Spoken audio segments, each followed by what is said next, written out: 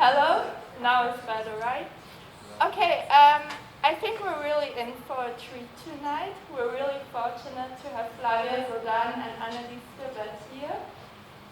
Each of them will be presenting separately their work and themselves for 15 minutes or so, and then we'll enter a dialogue, but I'll tell you more about that. And both of these women are so accomplished and have done so many great things, so I let them introduce themselves. Thank you.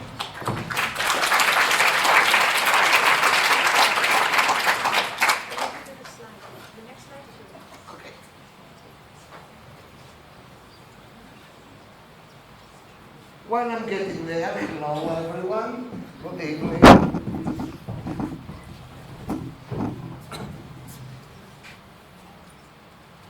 My name is Flavia DZODAN.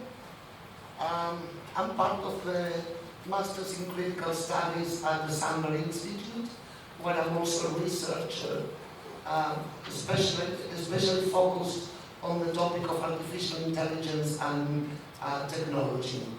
I'm a writer. Until Sandler invited me to join a few years ago, I was completely independent and I really valued that. And I'm telling you this because many of you here are students, and I know based on my students, many of you probably ask yourselves, and what next?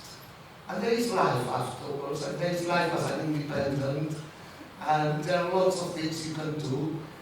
I mean, if I am a woman with a keyboard, and now I'm standing here, imagine the things that you can do. Imagine. I don't know if Annelys wants to do her own intro now or after.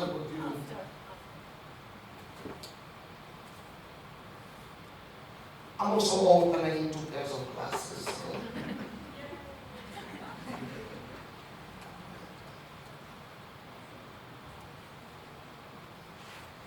When I was invited to come here, we discussed the topics we will be covering, and I remember in the brainstorming session that we had with Annelys and with the team here in Eindhoven, the issue of bias kept coming up. What is bias in design? How do we avoid it? How do we produce design that is not biased? I am sure you know the questions. I remember we mentioned the word ethics. I don't remember who brought it up. Maybe it was me even in these discussions. But we sort of discarded it because ethics are complicated.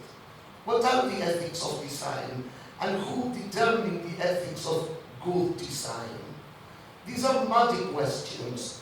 We cannot come back with a clear-cut answer. We will have to get dirty to answer them. And even then, the answers will not be tidy.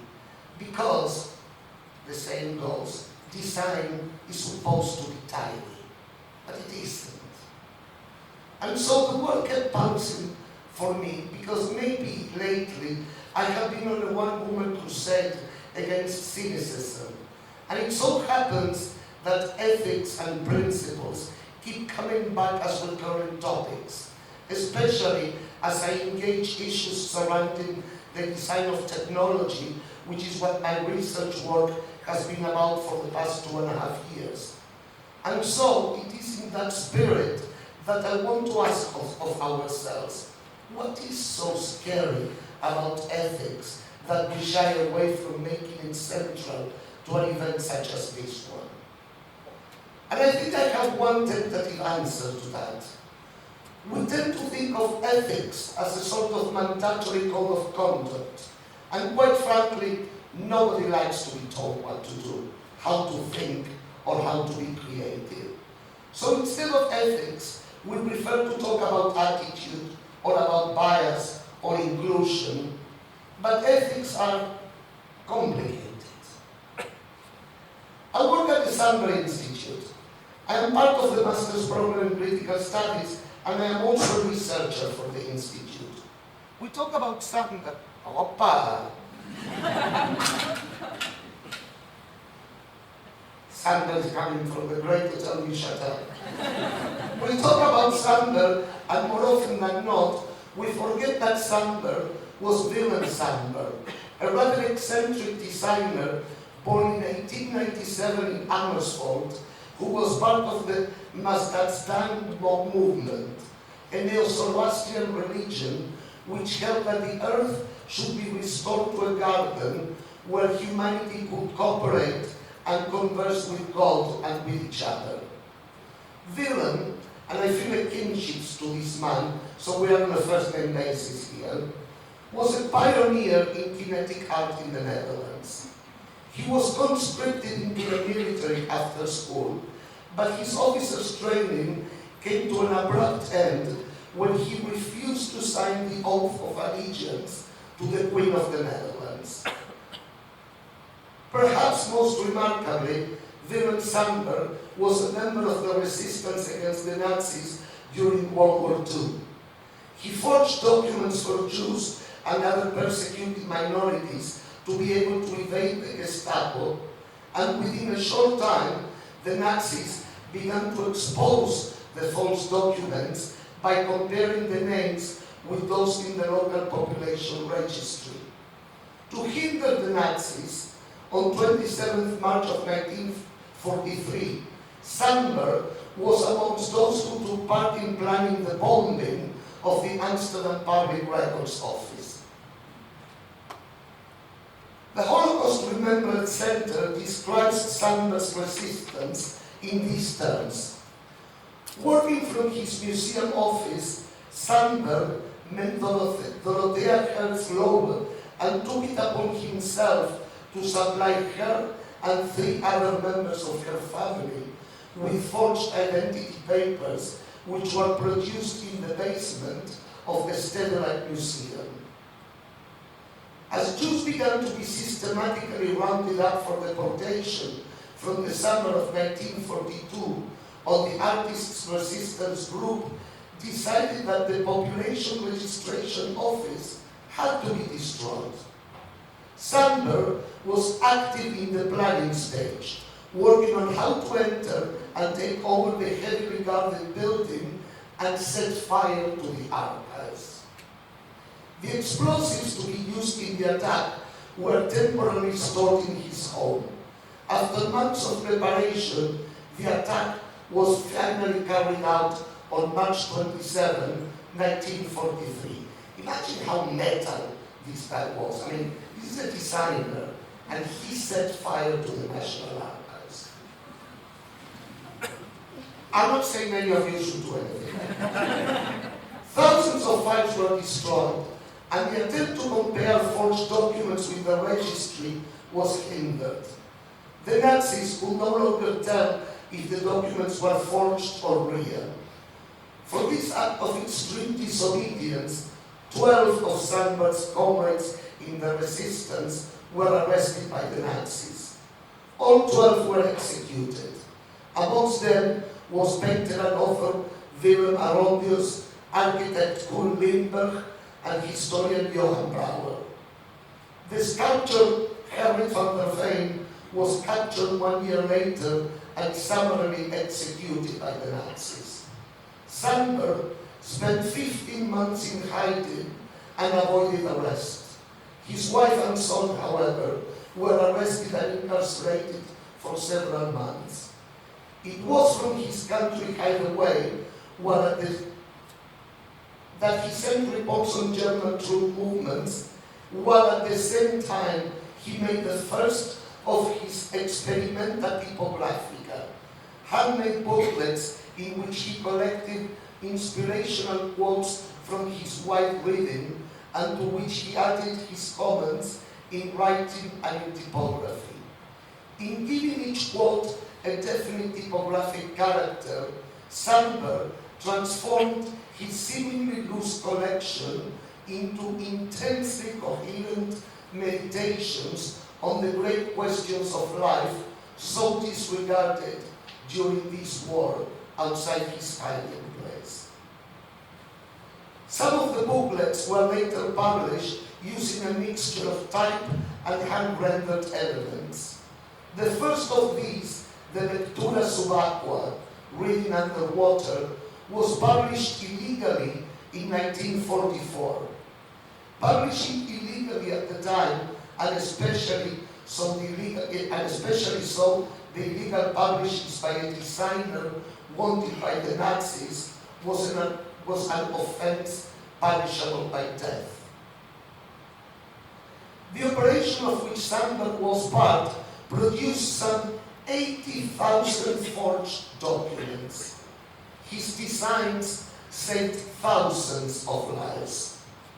For his participation in the resistance movement and helping save the lives of Jews during the war, Willem Sandberg was recognized as righteous among the nations on the 26th of November of 1968. So when I talk about ethics, what I am really saying is what are our own ethics in our own practices. Not as a manual or as a blanket to prescribe what can and cannot be done, but if I allow myself to use Willem Sandberg as an example, what are the ethics of what we do and how do we choose to create? I do not think anyone expects us to risk our lives in the way that Sandberg did, and many of his comrades even lost. But what does it mean to do the right thing at any given moment, to make the ethical choice?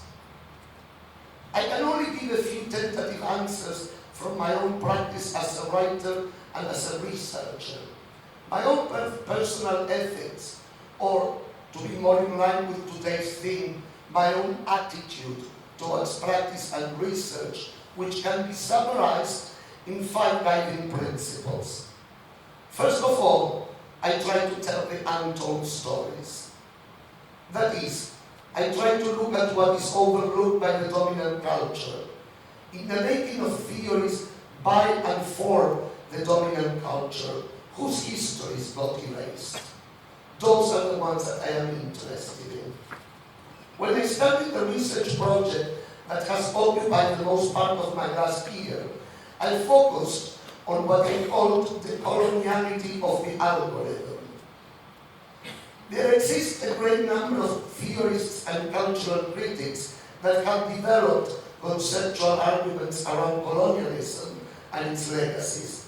However, Peruvian philosopher Aníbal Quijano articulated something that I believe is of utmost importance if we are going to interrogate contemporary political implications of the creation and use of technology. Namely, for Quijano, coloniality remains way past the colonial occupation has already ended.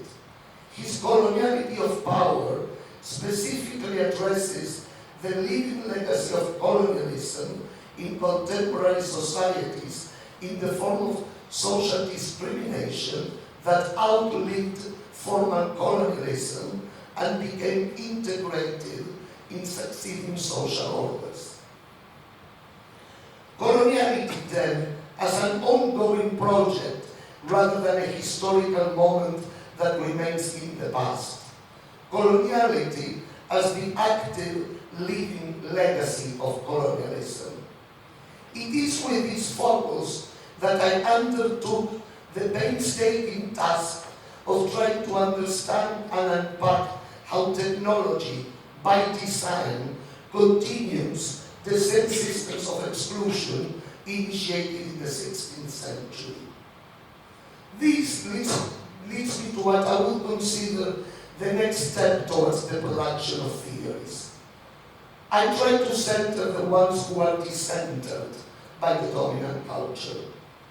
If colonialism created a rigid system of racial hierarchies, it was Edward Said, the Palestinian philosopher, who named an us versus them, or the other. And this was in fact the creation of whiteness and its inaugural moment at the top of the racial ladder. To quote Quijano, the idea of race in its modern meaning does not have a known history before the colonization of the Americas. Perhaps it originated in reference to the phenotypic differences between conquerors and the conquered. However, what matters is that soon it was constructed to refer to the supposed differential biological structures between these groups. Social relations founded on the category of race produced a new historical social identity in America. Indians, blacks, mestizos, all redefined others. Terms as Spanish or Portuguese and much later European, which until then indicated only geographic origin or country of origin, acquire from then on a racial connotation in reference to these new identities. Insofar as the social relations that were being configured were relations of domination, such societies were considered constitutive of the hierarchies, places, and corresponding social roles, and consequently of the model of colonial domination that was being imposed. In other words, race and racial identity were established as instruments of basic social classification. In that foundational moment, whiteness became the center of the project known as modernity, with everyone not falling into the rigid category of whiteness, being decentered, cast aside, assigned a different social standing. And it might be tempting to believe that now we are all equal. However, this country where we are now has laws that separate us by country of origin into Western and non-Western. And those of us falling into the non-Western category, coincidentally, those of us that hail from former colonized lands, must comply with different immigration laws than those who are deemed civilized because they hail from the so-called Western world. These are the decenter stories that I try to bring to the forefront with my own work. I also attempt to change the landscape. What do I mean by changing the landscape? When you center that which has been decentered, you create a new topology. Networks that were invisibilized become visible. Histories that were overlooked or erased resurface, giving way to a new vision and a new way of understanding. My work as a researcher and as a writer seeks to reconfigure the historical landscape so that we, and by we I mean of course me, can understand our own lives better. I also want to make the words of feminist author Aurora Morales mine. In the Historianas Curandera, when she writes, always identify strategic pieces of misinformation and contradict them. In challenging imperial histories, some kinds of misinformation have more of an impact than others. Part of the task of a healing historian is diagnosis. We need to ask ourselves, what aspect of imperial history does the most harm? Which lies at the foundation of our colonized sense of ourselves? Some of these strategic pieces of misinformation will be the same for all projects. Some will be of central importance only to specific histories.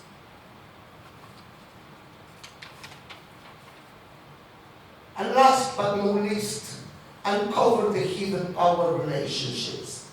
The history written by dominant cultures obscures the power relations that permeate our lives. Abuses of power, discrimination, policing and surveillance are naturalized through this purposeful mechanism of erasure of power. When technologies of control are designed and deployed, they are always aimed at the most vulnerable: immigrants, people of color, queer communities, dissidents, etc.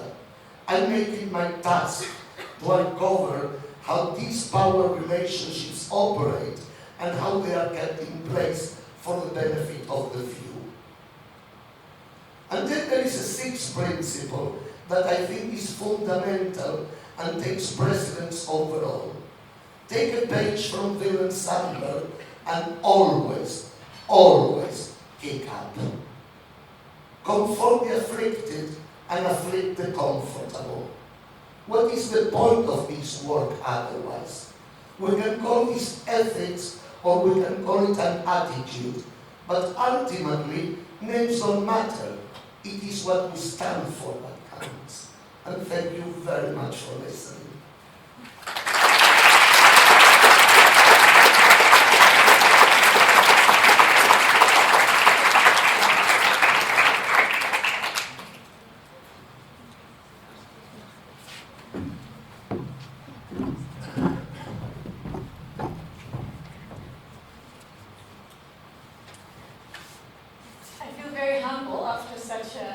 Very sharp, straight to the point, clever presentation.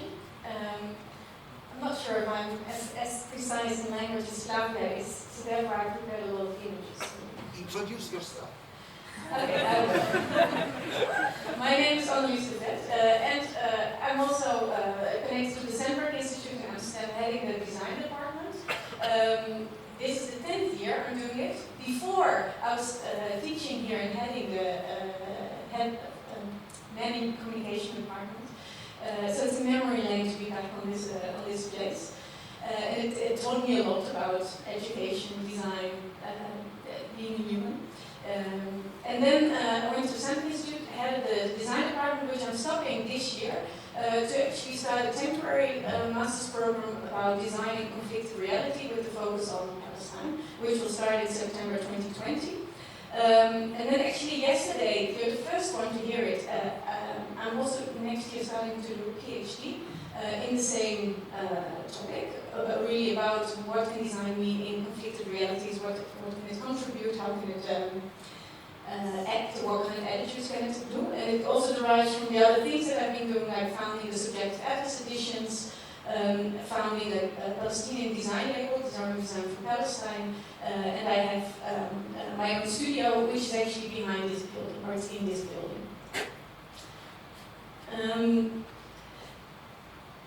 And so I have my studio in this house where I'm also living. It's a farm, and I would like to, the things that I do, would like to frame it as visual strategies for solidarity. And actually, I think it's always important for me to really have an engaged body and to put my body in the subject, not the subject in my body, and to relate to the situation. Here you see my garden. My son, Wissam Hourani, a Palestinian who lived with us for a long time. He went to get residency in Belgium, which taught us a lot about his position, about cultural differences, and it enabled me to show very different sides of the reality we live in and how reality treats people, different people in very different ways. And in the beginning of every academic year, I invite all the students to come to my house and to stay. We do all kinds of things, and to me it's kind of I'm not sure if it's a statement, but an investment in trying to really stimulate a trust-based educational system. Like maybe I can't give more or get closer than allowing them all in my house for a week. Because I think maybe the strongest educational moments are often taking place outside the educational class. And then we are, it's a master department for 2 years. And I think the hospitality is something that we very value a lot. And also what does hospitality mean, and how can you be a host as a designer? We don't give any assignments, we don't give grades, but we do have an outspoken curriculum, which is very much based on self-initiating initiatives. The research takes place through the act of making. And I think one of the main responsibilities of education is that it can really create curiosity. And that's what we try to do with all kinds of meetings, events. And in this way, really find out new disciplinary frameworks. And in that sense, we don't educate program followers, but program makers who really find a way to articulate their own story. And then as a designer, they become a host, a facilitator, a mediator, a storyteller, an author. Maybe they become agents, a researcher, a journalist, an educator, or a collective, or a community. I think it's interesting also to really think about what a community means in the context of education. And I think one of the biggest value at that department is the knowledge that the students bring in, and how, as an education, can you organize the exchange of knowledge between the participants. So I like to think in the idea of collective knowledge, like what do we know together and how can we learn from each other? And so there's not a hierarchical idea of what knowledge should be, or what theory should be, really how these people from all these different positions, what do they bring, and where do the different perspectives come from. Very much value lived experiences, so that you articulate from things that you've experienced, that you've done. And so one of the things that I've been doing at the department is inviting the students to come to Palestine and work with Palestinian artists and designers to develop new products in the context of the design label. And I think I'd like to see design as a tool to transform society, that it can offer forms of poetic resistance to counter oppressive power structures through design. And in this way, to invest in alternative models of living, setting up new disciplinary frameworks, start movements, and construct collectives. So there's much more to tell about the Sandberg Institute, but I think these are maybe the core values that I have in thinking about a curriculum, about a program, and about education. Another project is the Subjective Atlas Editions, which are atlases that map regions from inside out. So very often an atlas is a top-down perspective and often mapped by the outsider and not through the insider. So what I've been doing in the last 15 years, I went to different regions and mapped these regions from inside out with local artists, designers, architects, photographers, students. And so it started with a workshop in 2007. It was in Ramallah, which was actually my first encounter with Palestinian reality, which completely, I think, changed maybe my life, but also my view on artistic practice in situations of conflict and oppression. This was a workshop in Mexico. We were in Pakistan in 2016. And it's important to know that every atlas came out of an invitation. So it's also the invitation came from inside out. Then I went there, and the local organization invited like 40 artists, designers to map their reality, to map things that they find urgent to share. And in this way, we developed a series of atlas. The first one was the Subjective Atlas of the European Union from an Estonian point of view, which was 2003. It's not yet. And the Subjective Atlas of Palestine. The Subjective Atlas of Mexico came out of Pakistan, and right now it's a whole series, and we're working on number 12 in the series. And I see these subjective atlases that are very visually based, a collective tool to unsettle and challenge social, political, cultural, and economic ideas and prejudices. And then the book is not just a tool; it's not the final product; it's a tool. It's not a goal. Because by making the book, we come together, we have this discussion, we make this work, and then the work gets reproduced, or through the book it travels to other audiences. And this book tries to show an inclusive reality, not an exclusive one. And they put the personal reality in relation to the political reality. And in this way, offer also, I think, a poetic form of resistance. And then what I think is interesting also to see the position as a designer is what I feel as my authorship is more the process in which it takes place. And this is a graphic representation of the process. So first there's an invitation by a cultural institute, and then they have the curator, they invite participants, and then once everything is arranged, we organize workshops where they all come together and they map the works, and all the works become digital files. And they're being put together in one PDF and then shared amongst all the participants. So all the participants are also all co-editors of the book, and they can check if the information is right, if the balance of topics is right, if they feel that the book is representing their reality, or if something is missing or not. And then once that's done, We print it under Creative Commons, and we hope it can make our view on the world more liquid and more inclusive. I have here 2 books. I can spread them around.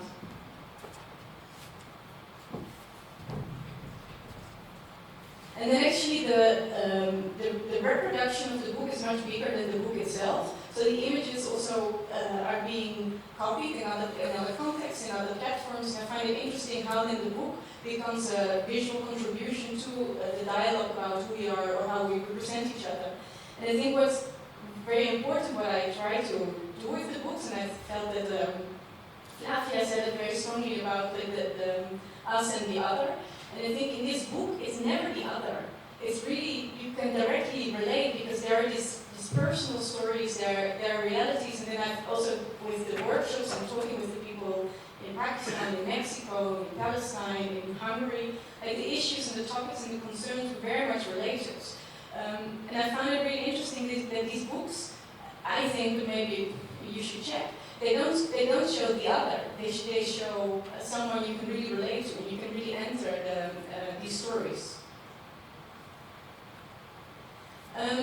So out of the experience of making the subjective atlas of Palestine, which really blew me away, seeing that reality and also understanding the role of an artistic practice in Palestine, like to decide to become a designer there, I think really means something else than deciding to become a designer here, and what it implies. And also, if you are an artistic practitioner or you make images and artworks in a really politicized context, everything you do becomes political. Even if you say, I want to ignore politics or I want to make something aesthetic, and that's also a political choice. So I was really impressed by the knowledge that the Palestinian artists had in relation to the value of images, the value of stories, the interpretation, how that worked in their position within this field. And I felt that students at the summer, sometimes it took years before they actually got this sensitivity or this understanding, and then in Palestine people were growing up with this awareness. And to me that was really inspiring in thinking what creative practices can do in such a conflicted situation, how that can be really a different tool than a political tool or than a journalist tool. So then, some years later, also based on an invitation, I started a design label, and I decided to call it Disarming Design from Palestine, with the aim to disarm the media image through products. So what the subjective atlases are doing to show the reality from inside out, why the people themselves, is the design label also doing, but then through products. And again, we made these products with workshops with local participants, and I also brought the students from the Sandberg Institute. And then we investigate during yearly workshops in what are the existing production techniques, what are the available resources, and how can we make new products out of the existing techniques. So every year we had a workshop, again in Ramallah and Bethlehem. 2015 was actually also in Gaza. We were in Jerusalem, in Amman, and working together with the Palestinian refugee camp in Jerash. And then very much looking at like what is the position of an artist and how does he or she work, what's the complications of the workshop, what does it mean, also the availability of artisanship. I found really interesting because we really lost that here in Dutch society. If you go to the city center, you don't see all these workshops open, you don't see people make things. And that is really interesting in Palestine, that you see people making things and you realize you're much closer to these processes. So I'll show you a few of the products to give you an idea of what kind of products that we've developed. So this is a t-shirt called I'm an Arab. From a distance you see it's a fingerprint. But if you come closer, it's a poem by Mahmoud Darwish, who's a famous Palestinian poet. And the poem is called Identity Card. And it goes like, I'm an Arab, I'm born then and then, this year I got children, then I moved from there. So he describes his whole life story as if he's answering a soldier at a checkpoint who's asking him, who are you, and who's demanding him to give his fingerprint. And then the designers, what they wanted to state also with the t-shirt is that you shouldn't make conclusions from afar, but you should look closer to see the nuances and the details. This is the Watchtower and Water Tanks game, and it's a olive wood chessboard with water tanks and watchtowers, but you cannot play the game because it's completely occupied. And there's no winners and there's no losers. This is Everywhere Palestine. It's a scarf by Tariq Salsa. I'm wearing it.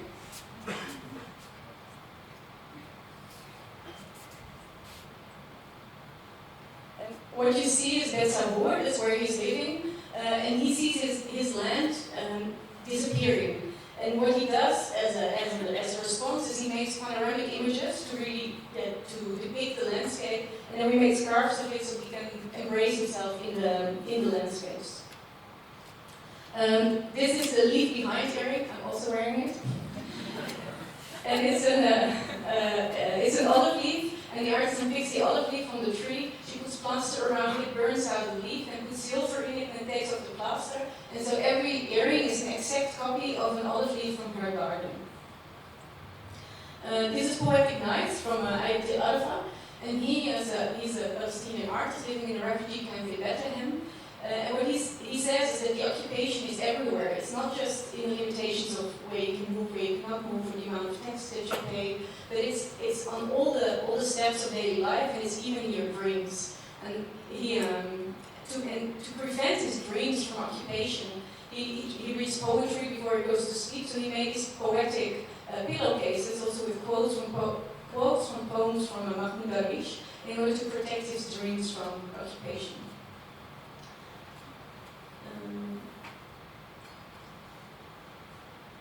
So at this moment we have around 60 of these products in production, and during the workshops we make prototypes, and we have a team in Palestine follow up the prototypes and then work together with the artisans and make them in production. And then we sell them on the Palestinian market and the international market and on different places. And we have several exhibitions where we show the products, and through these products tell other narratives about Palestinian reality. And to kind of go beyond prejudices or to try to reach other kind of narratives or other kind of realities that you can engage with. So this is Design Museum Ghent last year. This is the Dag van Moon in Amman. This was last December in Droog in Amsterdam. And here in Eindhoven, at the Van Abbe Museum, we have a permanent pop-up shop, so you can also get the products there. Then we have a website where we present the products, where we present the stories, and also from all the products we make a video. So you can see the artisan at work, you can understand the product. But now time is too short to show those videos. And then we have a new space in Beerzijt, which is close to Ramallah. And we moved there last summer, and this is our new space. And you see our gallery and guest rooms. And here actually we would like to establish a new design school in Palestine. This is a view from the rooftop. And we would like to think about an alternative school that can exist in such an unpredictable and vulnerable reality. So we have now all kind of design-related courses. So for instance, this is a Photoshop course by a Palestinian tutor. The participants pay a small fee, and the tutor gets paid by this fee, and we get some small amount for our space. And in this way we kind of constantly try to think, how can you make things possible in impossible realities? How to also get the power of the community, what is the need, what can we do, what can we contribute, and how can we feed the discussion about what design can mean and what design can enable people. So this is an architectural drawing course. We have expert meetings to talk about what does design mean. We have international residents. This was a Dutch designer and an Italian designer. They gave design workshop. For instance, this one, it's called Out on the Table. It's a 4-course dinner, but without food, only with graphic design. They also did a workshop on create garbage. No, create graphic, not garbage, and they painted the cars. And last 3 months, we had a student from Critical Studies, Colin Copley, who graduated last year, and he gave the first Palestinian science fiction writing workshop. And we had 15 Palestinian artists participating in writing science fiction stories, and we're now making the book, and it should come out this summer. So what we try to question with this program is like, how can design help to imagine a different future? How can the act of design contribute to emancipation? Like how can, through design, can you become more independent by making your own ideas, making your own stuff, or starting your own processes?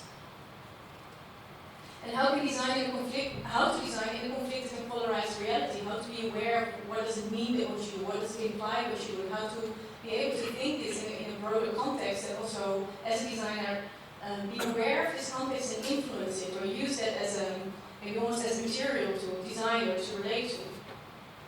How can design contribute to self-empowerment? And particularly in a Palestinian context where it's very hard to be independent because you're really dependent on it's a donor country, not everything can be imported, not everything can be produced. So, like, and to what extent can you be independent, and how can you improve your independence? And how can you use design to give platform to marginalized voices? So, for instance, this is a photo of the workshop that we had in the refugee camp in Jordan, and we engaged with the Women's Center and listened to their stories, and together with the artists and trying to make products that could display their stories and could tell their realities, and to kind of translate their stories into a product that you can use. So this is actually the Arabic lullaby that the woman was singing to her babies to protect them, and then this lullaby became the embroidery pattern. So these are the questions that I would like to focus further on, also with temporary master and with the PhD to really think more. I know it's the ethics of design, but it's definitely about a mentality of design and thinking with what kind of attitudes, what do we want to contribute, and what kind of strategies can we develop for that. Thank you.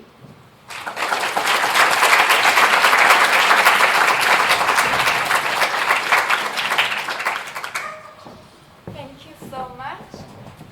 So tonight is all about design and the question of attitude. I have the feeling is it working? Yeah. Okay. So it's all about design and the question of attitude, and obviously that can be a hugely complex question. So Pete from the lecture committee, who is also studying at the master's, came up with 5 topics as a way into this. One is coloniality. The second was notions of trust, mimetic communication, which a lot of people asked about, but it's actually just memes. Notions of trust and communities. And on top of that, we also asked both Annelys and Flavia to respond with images. So we'll be seeing those and see what triggered those responses and expand on it. As always, you're also welcome to interject with questions, so just raise your arm and I'll be running around.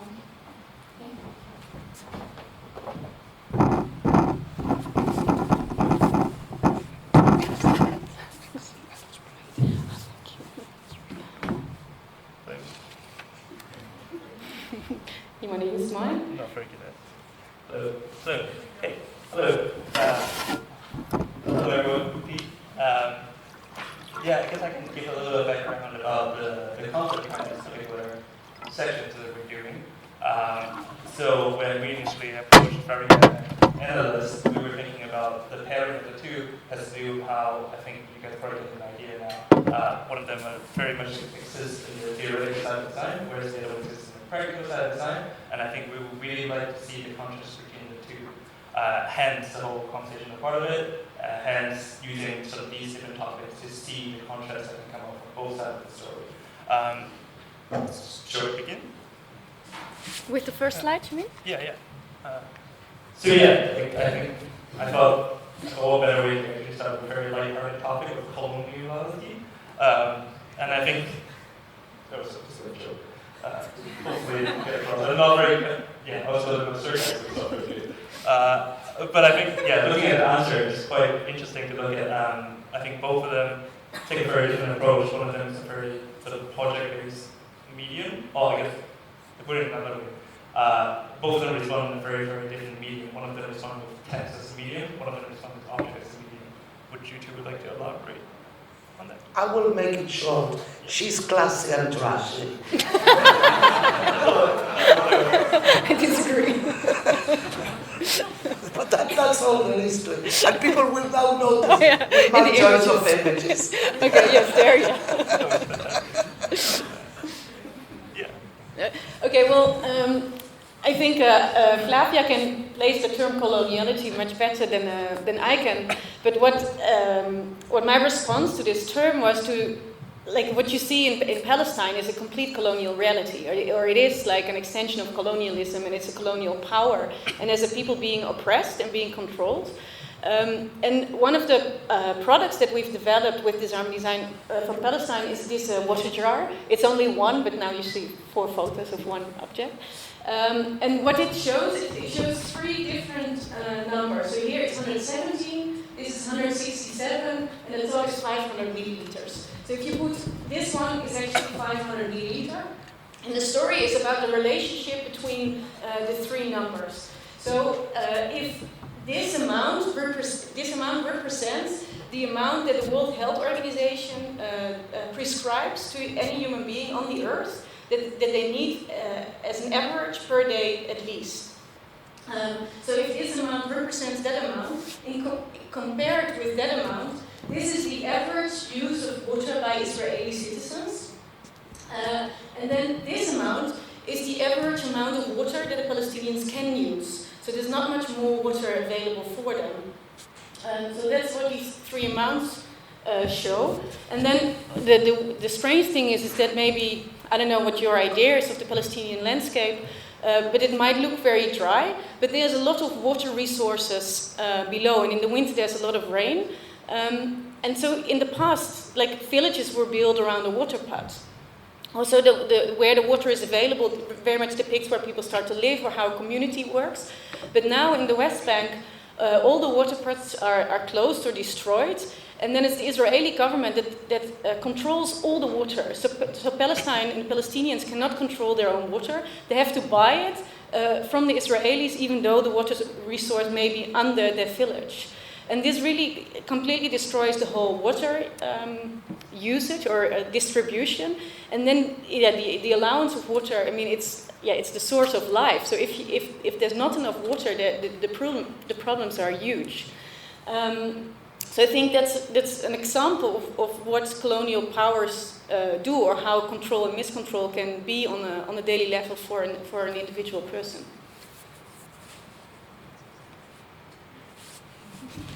Anyone have any questions? Or we can sort of go on as well. Yeah, I think, maybe it's nice to show Flavia's image. See what I mean? What did I say?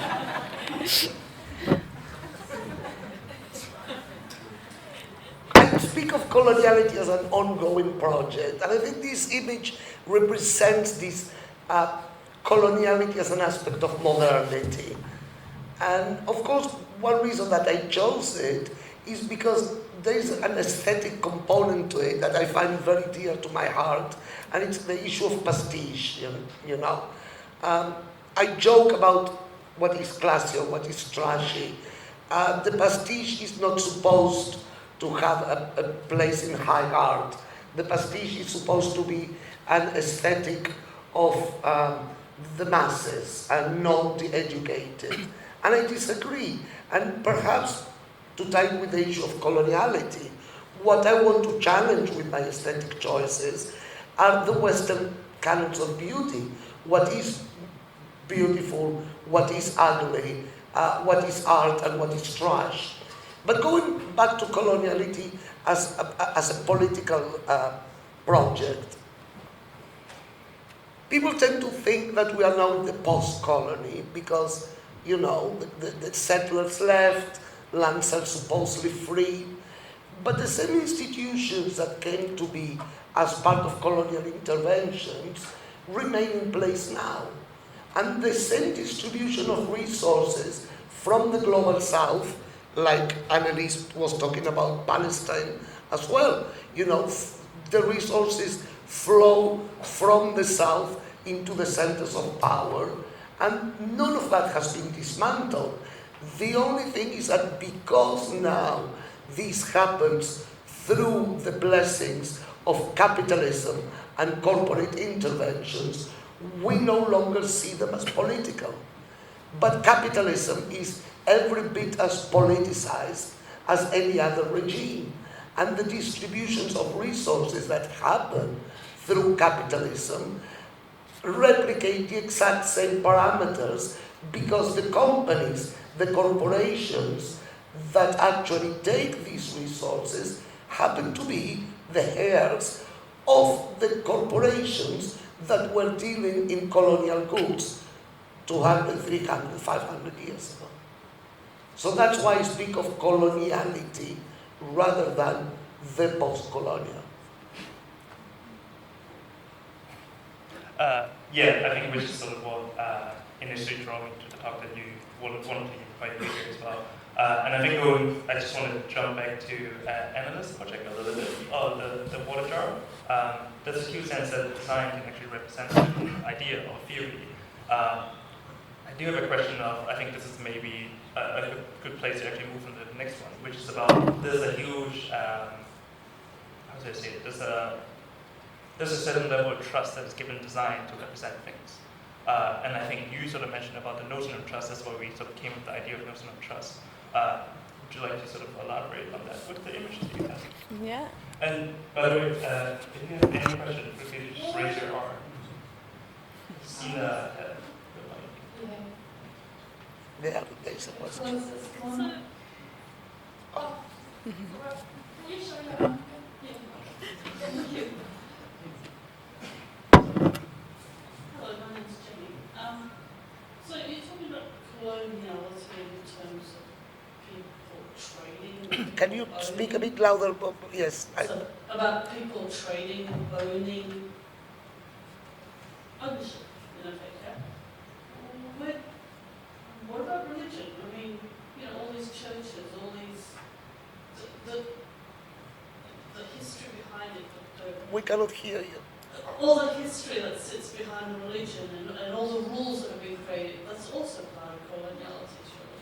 Oh, of course. I mean, this talk and this dialogue today will never cover the many facets of this. But yes, religion is also one way.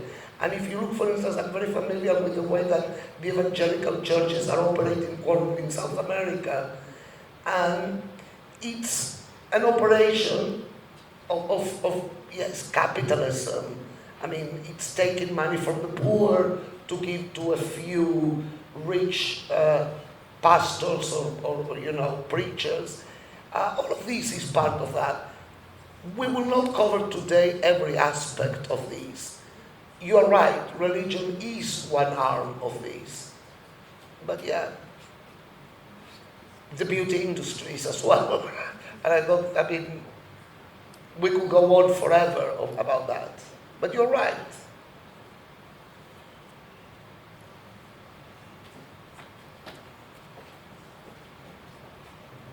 Hello, thank you for the lecture. This is now my cynical mind speaking.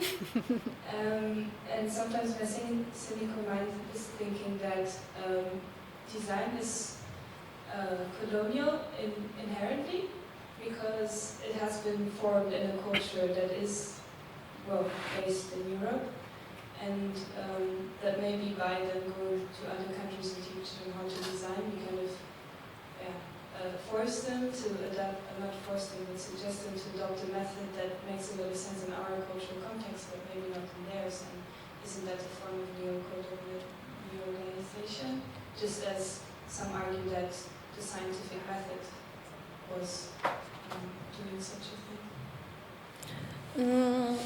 No, I think it's definitely also in the concept of an atlas. That's a very Western concept of also depicting realities, or even the atlas comes very close also to the idea of a nation state. But I think what I try to do with these atlases is question these contradictions. And then what I think is important is that the question each time came from within. It was a Pakistani artist who noticed the project and said, well, we would like to make it. Could you come? And then he actually did most of the work himself, and he is the one who was in contact with all the participants. So I don't see myself as going there to teach a certain technique or methodology, but to really have a conversation together to see like how can we depict it? What does identity mean? And then if you see like for instance, in Pakistan, I visited the most beautiful art schools I've ever visited in my life. Like it's a very, very developed visual culture and very developed art industry or art culture. Art context. So I don't think there's anything to teach or there's anything to bring, but there's more. This is a platform where these voices can come together, and it's what they felt of value. And also, for instance, if you look at in Palestine, it very much depends how you frame design. Like if you look at the arts and crafts and the artisanship, that's centuries and centuries old. So there's not kind of a Western design idea that's depicted on it. There's a very long history of making things, of depicting things, of reflecting upon stories, of narratives. Like in the past, if you look at the crafts there, like there were way more narratives of the artisans actually involved in the products that they were making, and the bigger the production, the bigger the markets, the less narratives there are and the less identity of the artisan himself is within the product. So it's also a moment to come together to talk about these things or to reflect on these things and really try as a community or as a situation that's being a moment to meet each other to exchange these thoughts.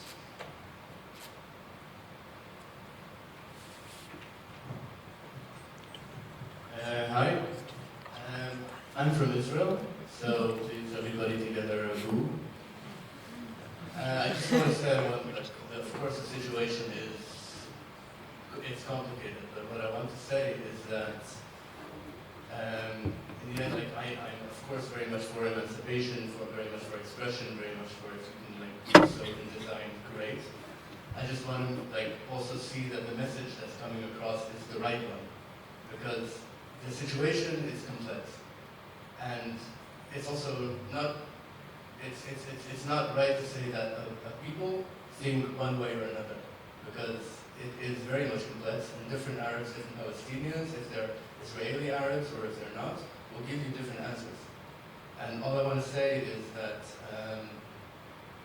I think that the message that you want to pass is a very good one, it's a very positive one. It just comes over, maybe it's to me because I am Israeli, but it comes over as who is good and who is bad. And I'm a little bit tired of this blame game and hearing it non-stop. Well, I think that's, if you read the stories of the product, and also if you look at the subjective atlas of Palestine, there's no blaming, or there's no kind of saying no right and wrong, but it shows the human experience. What does it mean to live there? What is the daily reality? What does someone face? What are the difficulties? So this is, they are very personal perspectives, and there's not one truth that's being said, but it's a platform it's a way to give platform to these experiences and to these voices.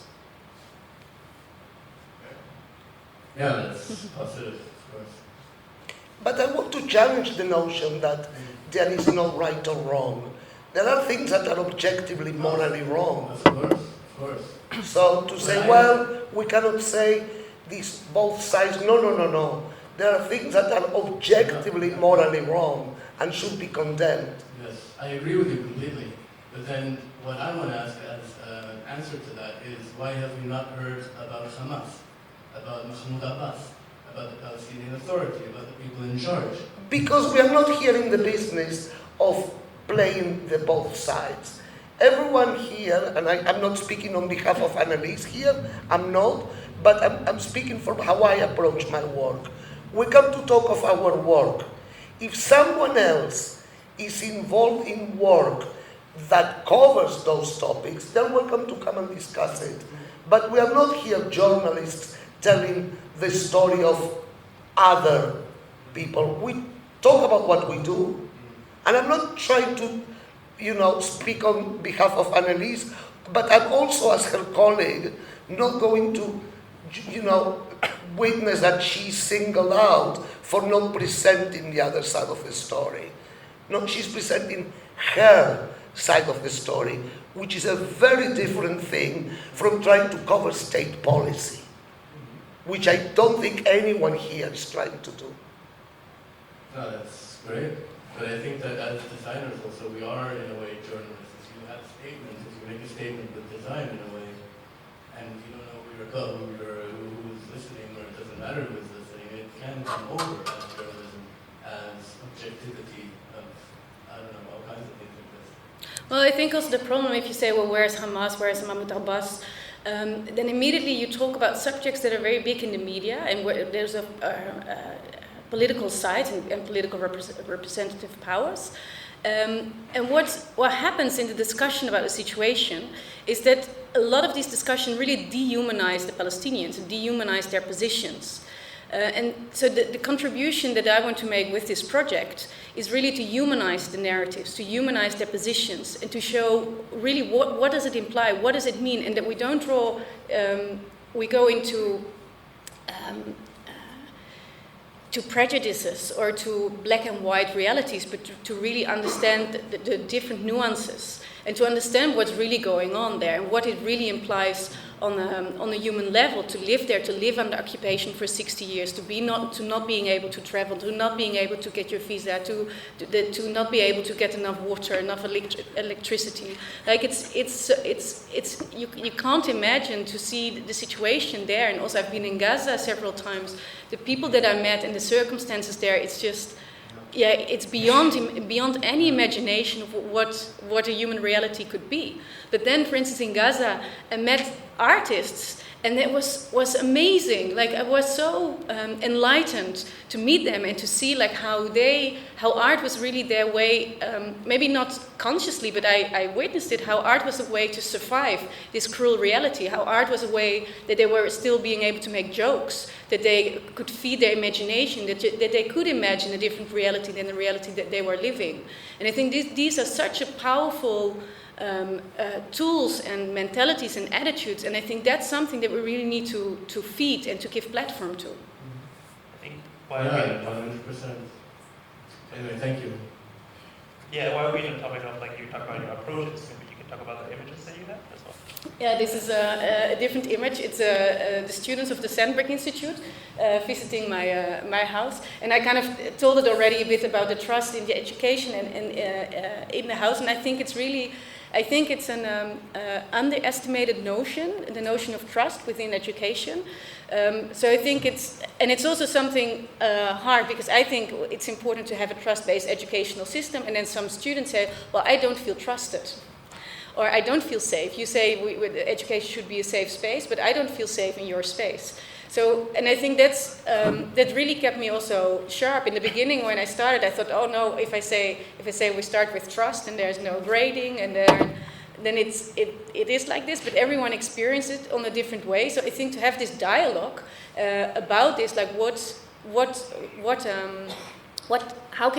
what are the conditions to create a safe space within an educational space? Because an educational space is often very much also a power structure and a hierarchical structure. And as a student, you're always vulnerable because you are in this learning process.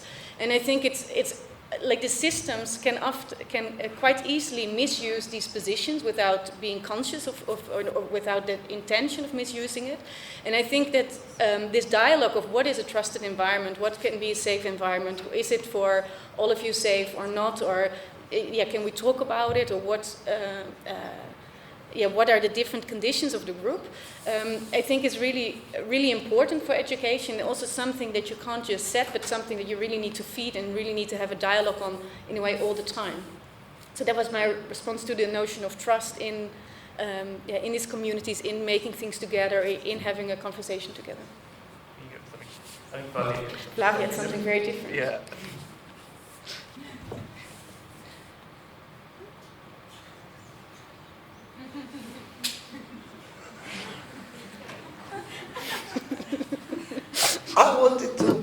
I wanted to choose an image that conveys the notion of not trusting your own eyes.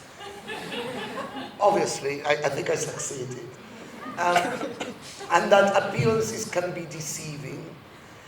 Because, when you are all, or most of you at least, are studying to be designers or to work in a visual field, And we are all, educated to trust what we see.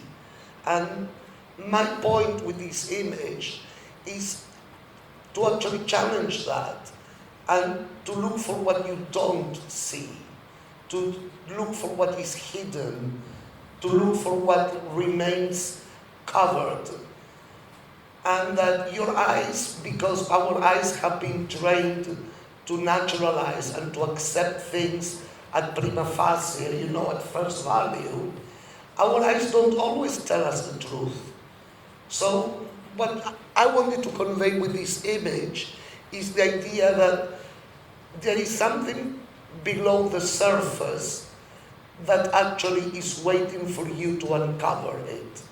And that making that part of your work is not a bad thing, and actually can lead to some of the most wonderful discoveries as designers, as artists, as researchers, because those are the stories that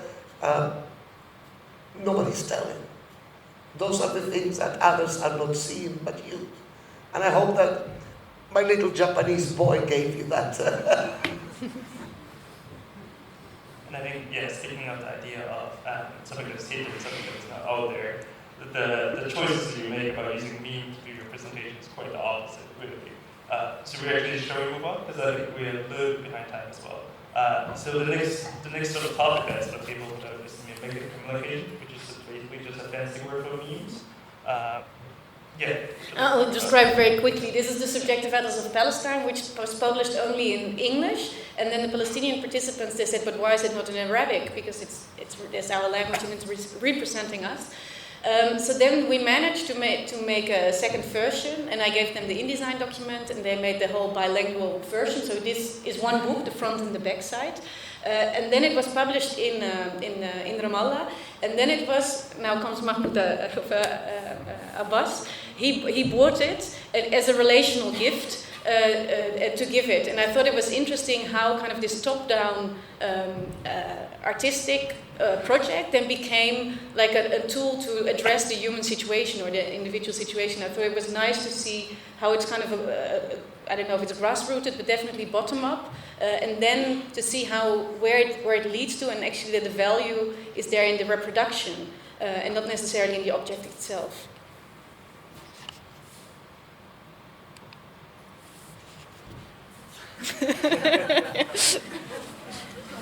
This is Marine Le Pen, extreme right-wing candidate for French elections. This is her pretend crying when she lost the French elections in 2017. You can see there are no tears coming out. No tears. She's really pretend crying. And the reason I chose her to illustrate the memes, well, obviously, why? But her campaign had traded very heavily on memes and mimetic communications, as Peter is cornering us to refer to actually win the elections, and she lost. And the memes didn't save her. But even she became a meme in this performance of empty tears. And for me what this image says is related to how memes have been weaponized to push for a specific ideology. And there will be another one that you will see what I mean in a moment. Because memes are, I have something written and I can read a little bit. We don't have much time, but maybe. Through the meme, we don't need words. We merely need to understand the symbols and the context. I would also say that if the internet understands something like no other medium before, it is the language of pastiche and allusion. The internet has made us all very literate in intertextuality, or maybe not more literate than we were already, but more aware of the cleverness of intertextuality. It is in this cleverness that the meme exploits And here I go to make a quick aside to one of my favorite battle horses, the sentimental attachment. The meme makes us laugh because we connect emotionally to it. The meme pulls our sentimental strings. But as I was saying, the meme is an object that derives its meaning of our shared understanding of intertextuality. And in that sense, I view the meme as a détournement gone wild.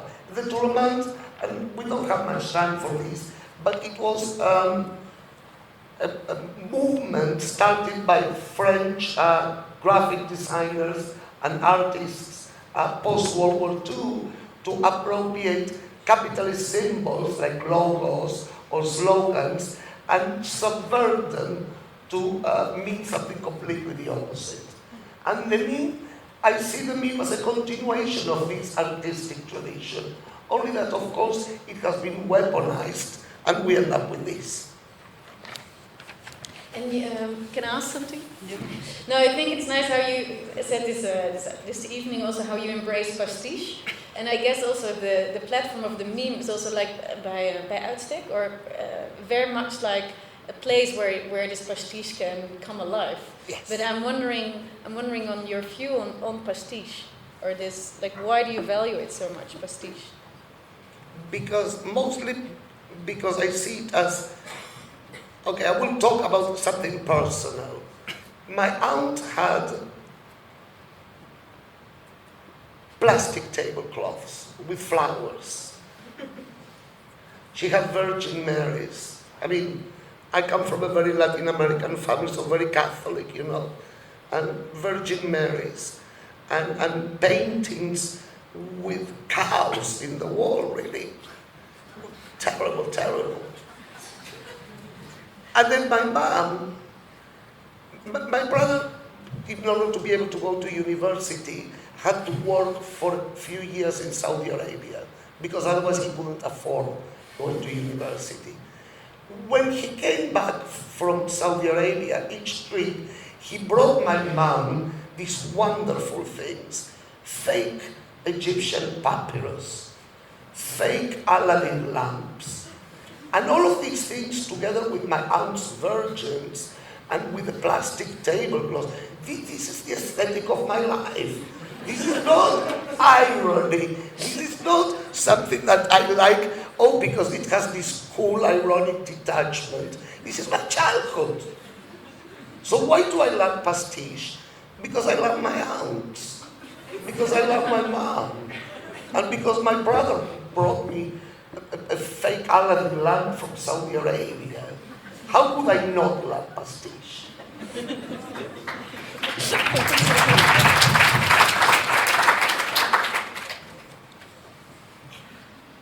But I mean, to me, that also brings a very interesting point about, I think before the lecture, we were also chatting about the idea that we live in a world where everyone designs now. Like, everything we do is part of the productive reality. Maybe this is perhaps a question to Annelys yourself, being a practitioner of design. Where do you see design shifting? Because the word designer no longer means anything. No, I think what's... the field is completely changing, I think, due to technological, social, scientific shifts in society. And so the designer is much more much more be contextual thinker, and not so much, I mean, you have makers, but then there's much more knowledge needed for the material, for the production, for the implications, to think through the process of the making, to think through what the image implies. So it's not an object that's being made, but the object gets its meaning through the context where it exists in, or where it came from and where it will go to. So I think as a designer, it's there's a need to be much more aware of this broader context of the things that you make and that you produce, and then the systems that you reproduce, the methodologies that you reproduce, and to be aware of that. And I think also that there's a greater need for an authorship, or to have a voice, to be to understand the position, to understand who you are, where you are, and why you make the things that you make. And so there's not, you can't just have a style or reproduce a style. Then I think also you will, in a way, disappear. It's much more, there's a greater need for the awareness of where you are standing as a designer. So I think that's a shift, because like we had this conversation that you said, well, the design academy is actually more an art school than a design school. And then we talked about it, like, but then what does it imply if you say it's more an art school? And you said, no, but actually, no, maybe the field of design is shifting, that there's more autonomous positions, or there's a different way of, many more different ways of dealing with design than before. And then maybe we see it all as cultural production, or as curatorship, or as authorship, or so you can, as a designer, really take all these different kind of positions, but then being a designer is more an attitude and a mentality, or a way of looking at things, or the ability to translate thoughts and ideas into forms. Yeah, so I know there's not one way it develops to, but there's kind of like all these other options that are opening up, and that I find interesting to see that the designership is translated more in the way of thinking more than in the way of doing. I think we kind of have the tendency sort of to go into sort of very distant area. Maybe this is a good time to sort of go into the next phase. Anyone have any questions? Are there any questions? One thing I want to add about, I think there's more need for self-initiative designers more than and collectiveness and joining forces and collaboration. Yes, my question is for Annelys. You talked about designers playing a role in much broader fields, like designers as a host, communicator, and a bunch of things. Is there specific fields that designers should not get involved in and take participants? Yeah, I have my personal ideas about that, but I wouldn't. Well, I think you shouldn't contribute to the systems that you don't want to contribute to. So I think you should really think through what authority are you contributing to? What kind of power systems are you contributing to? And it's not just that the job gives a safe income and that's the reward. Like where, in what systems are you acting, and which voices are you enlarging? And so I think what you definitely should not do is to work in a system that reproduces ideologies that you do not support. But it's not up to me to believe, to know what you want to do. Be more like Sandberg, basically. Be more like Willem Sandberg. Yeah, to see things like what you do, what you eat, what you think, or to try to see things more in a holistic perspective. Yeah, so you see the designer more as a catalyst to... Designer as a catalyst. It's like, In Nederlands is ook cool. In some way. Yeah, I think that's what you call catalyst. Well, it speeds up direction that's already happening, so you're adding or you're making more connections to something that's already existing. No, I think that's important indeed. It's also, I think it's, to me personally, but maybe even in my broader practice, I want to support the things that I find of value. And not necessarily to create new things or to do completely new things, but try to, there's a Dutch artist, Willem de Ridder, and he has, to me it's a brilliant quote. It's very simple, but to me it's really brilliant, and I embodied it or translated it for myself in my practice. And he had this television radio on a radio station at the Dutch radio, and then it was all a bit esoteric, sorry. And then he said, he talked about energy, and he said, everything where you put energy in, that grows. So don't put energy in problems. And then the way that I translated it for myself is that I really want to put energy in things that I want to grow. I want to give platforms to the things that I want to give platform. So I don't want to give platform to the things I'm against. I want to get to all the things that I do. I want to let things grow, or put it in things that I find of value. Right. Thank you. Next image.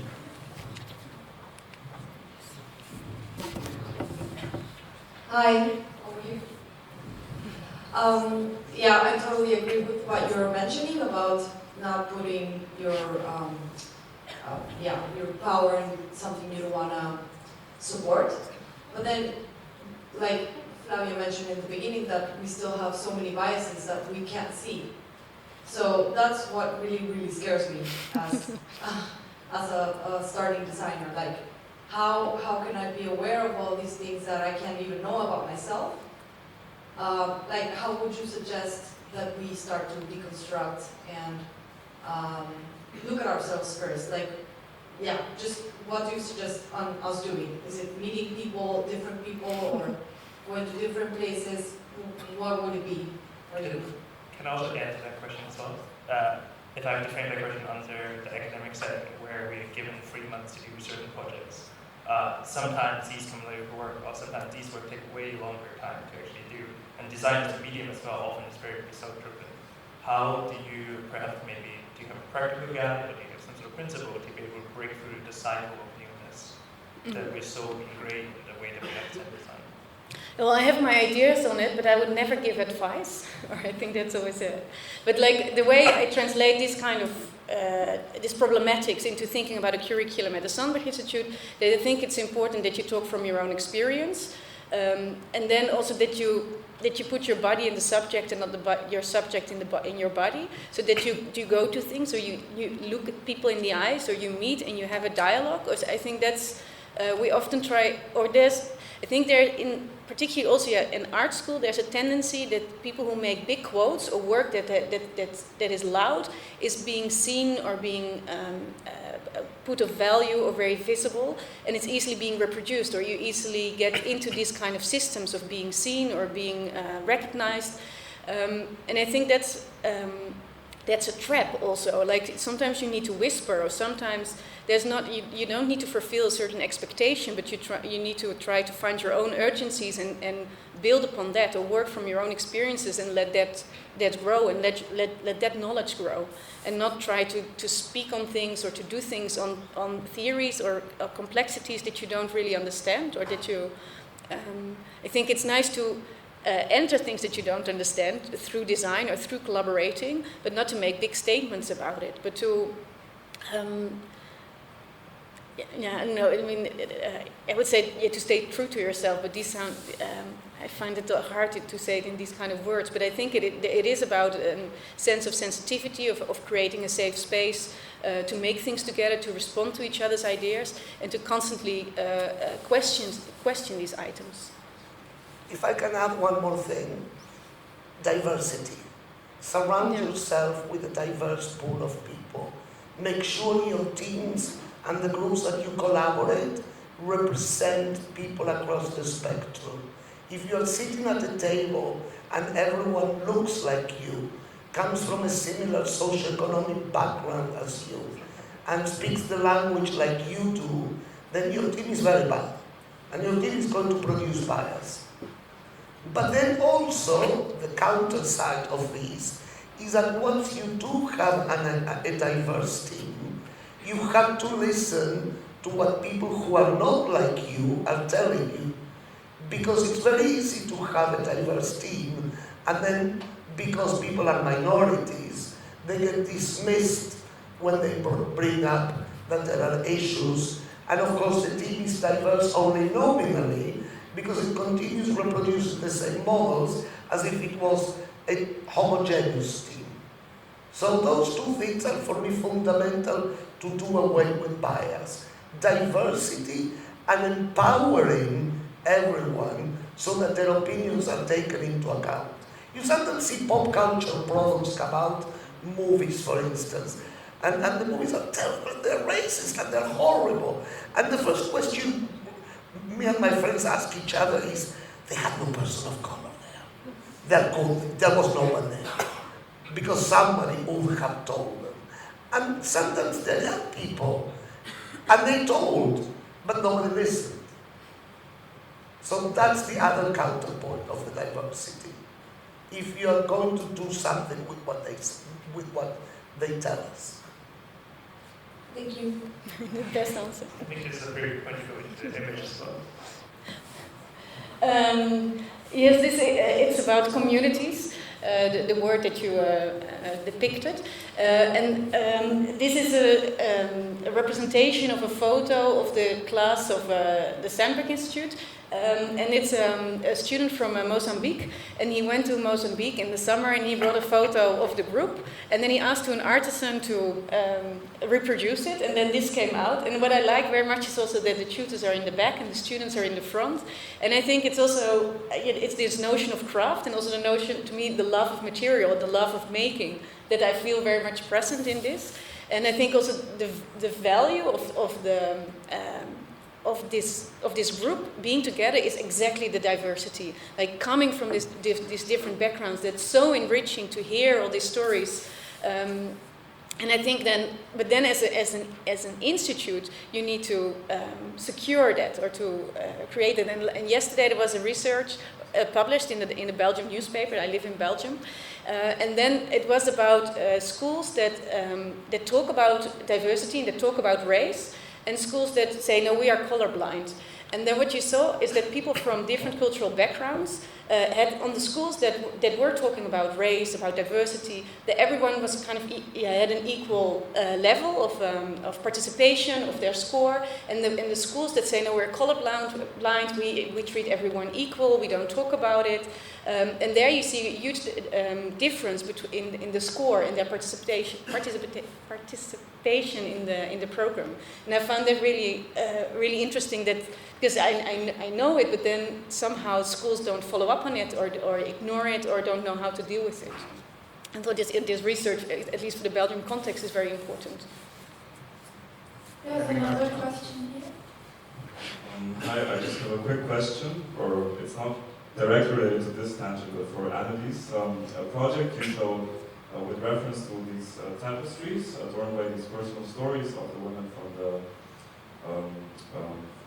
the sort of camp. I just wonder what is the sort of commercial destination of these objects? Because I can't help but feel a sort of echo in my mind. It's like, yeah, but that's somehow exploitative, or it's sort of capitalizing on these personal stories and tragedies. So I'm just wondering, what is the sort of bigger destination? What is the destination of these objects, the tapestry in specific? Well, always when we talked with the artisans, we explained the whole process. So we only have debts. We've never made any profit.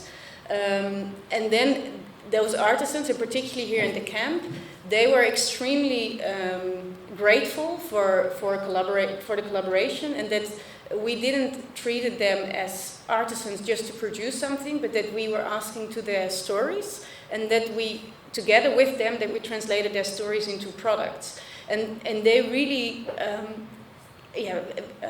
consciously, if now how you say, it was very strongly articulated, the appreciation of translating their stories, because they feel that nobody that they are really not being heard, and also their situation in the camp is traumatic. So the fact that this project gives platform to their stories, they appreciate that a lot. And then, it's complete, even though people buy it, so there is an economic exchange, it's completely not commercial. Because as I said, we don't make any profit, and then also as an organization, we're a non-profit company, so also we are officially not making any profit, and everything is put back in the development of new products and new production. And also these artisans in general, they're really also in marginalized social position, but also geographic positions, so they lack work, they don't have enough, nobody is asking them for things, or sometimes they just want to get the cheapest production, and they feel exploited. And we pay fair prices, and we deal with them as human beings, and we're sitting with them. So it's a completely different kind of relationship that we have together, and how we come back and how we follow up on the production. And they also always get directly paid for the work. So they directly benefit from it. And then the Palestinian designers, they actually get royalties for the products that they've designed that are being sold. So then also later on they get support back. Shall we do the next image?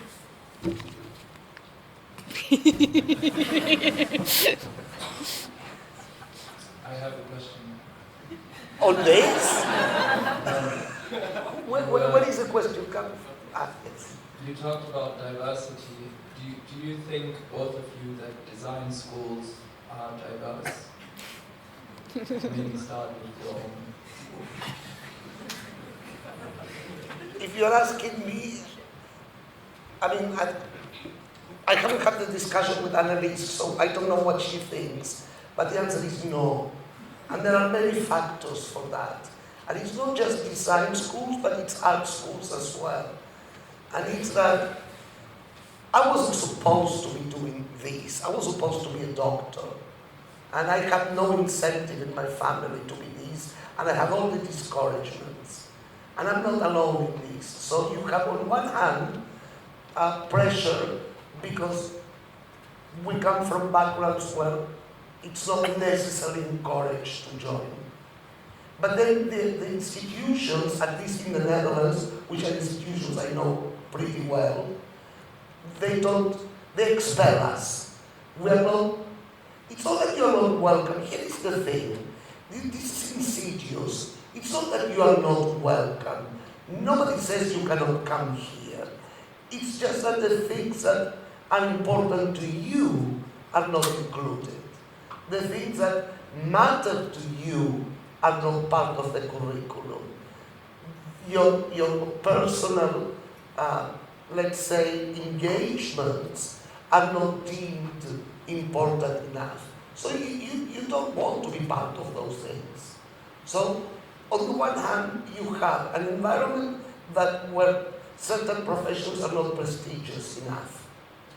Then you have institutions that make absolutely no effort to represent what you are. And then you have a third tier of exclusion, which is a financial one, which is that studying art, studying design, studying architecture, all of these are very expensive things, and that are not accessible for people with migrant backgrounds or people of color that struggle staying barely above the poverty line. I'll give you an example that many people don't know. In the city of Amsterdam, something like 35% of people that live in Amsterdam live below the poverty line. The majority of these are people of color. So in these communities, going to art school is not only a very big sacrifice, it's sometimes unaffordable, because it's not cheap, it's not an affordable field to get into. So there are many reasons. We don't solve the problem of diversity just only by making more room for minorities to be able to join. That's one aspect. But if all the other material conditions remain as they are, no matter how much room we create, there is not going to be people filling that room, because we still remain inaccessible because of all the other factors. Did that answer your question, or did I completely go off the rails? Off the rails, of course, I think. No, I understand. But I was more interested in your position about the Sandberg Institute as well, because I personally feel like our school is also not diverse at all. Well, we might have a lot of international students. I don't think it's a fair representation of society. I think the Sandberg has the same problem. But there are very important discussions going on, and there's also what I really admire is that it's a new initiative called Unsettling Rietveld and Unsettling Sandberg, and it's a body that's in the institute to address these issues and to sometimes to create safe spaces to read books or to have other tutors coming to discuss work, but also to really think through the whole institute. How can we change the mentality? How can we make the curriculum more inclusive? The guests that come, the staff that's there, and so what they are doing is fantastic. So there's places of change, but as a total sum, it's absolutely predominantly white institute, and the higher you get in the organization, the whiter it gets, and I think that's absolutely problematic. Just a warning, we are running a bit short on time. I will just say why I chose Putin dancing on Botticelli. Not only because it's ridiculous, I mean, how could I not pick this? But because mostly I wanted to Putin, I mean, the whole Russian thing has been on the spotlight for the past couple of years because of the way that they have hijacked online discourses.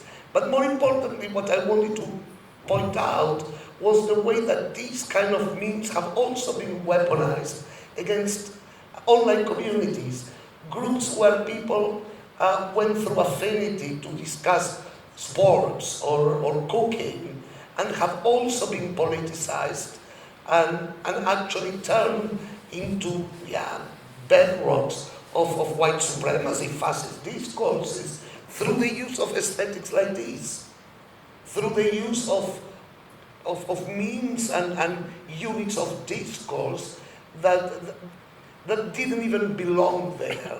So that's why I chose that, because of the way that we think of community and how community itself can become the source of so many political issues that, I can go on forever. Yeah, no, it's a time for shall we move to the last one, the slightly more off-fitting, which is radical imagination? This is I can also wear it. So this is awakening goggles, and it's not a sleeping mask, and it's made in Gaza, and it depicts the eyes of the women who do the embroidery, but they cannot look outside Gaza, they can't travel, and we cannot look, but when we look through their eyes, we see nothing. So we have to imagine, and I found it a very poetic object to address this issue, and when you presented the radical imagination, I thought we need to sometimes close our eyes to imagine, but also open our eyes to see what we forget to see. I think Flavia is a very lovely image as well. When I think of radical imagination, what I think about is looking at the world through the eyes of a child, looking at the world new, looking at the world as if it was the first time that you are looking at it. This little boy is my godson. I even went back to Catholic Church for him. Can you believe that? And when I wake up in the morning sometimes and I think, well, why am I doing this? I'm doing that because he demands that radical imagination. But in turn, he also teaches me how to look at that, how to look at everything as if it was the first time that I'm looking at it. And that radical imagination is what I wish I could give each one of you to take home and look at your life and look at your work and look at what you are going to be doing tomorrow with those new eyes. Thank you.